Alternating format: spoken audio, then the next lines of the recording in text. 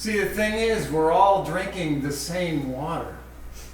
Water molecules are so small and so numerous, and they cycle around the earth so constantly that every cup of beverage you swallow, this is a pint, every cup of beverage you swallow contains at least 150 million water molecules that actually passed through Jesus' body during his lifetime.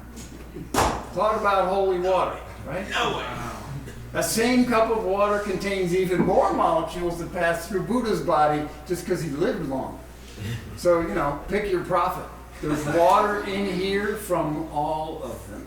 Every cup of water, which means juice, soda, coffee, every cup from anywhere on earth contains water molecules that were once part of every creature that ever lived more than a few decades ago.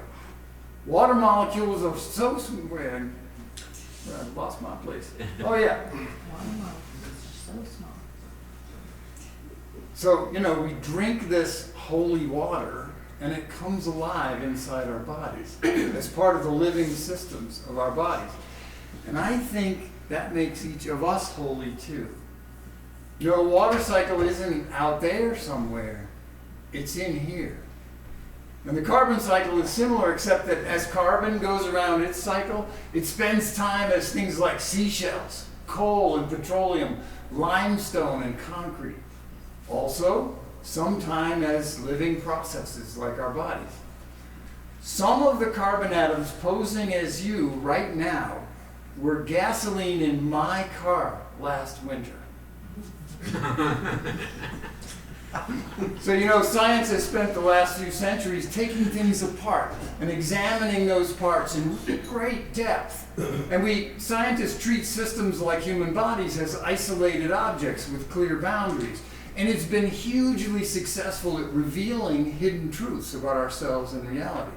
But only recently have we begun to realize that all our in-depth knowledge is only really meaningful when we put those pieces back together again and consider systems in context, because there are no isolated systems. And the COVID pandemic was a reminder that what happens in Wuhan happens to me.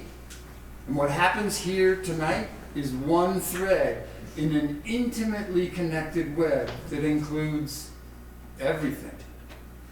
You know, a complete physiological description of your lungs necessarily includes the sage plants outside the windows here, a Volkswagen on a freeway in Chicago or Tokyo, and ancient stars that created the atoms of carbon and oxygen, intimately, deeply, permanently connected with everything.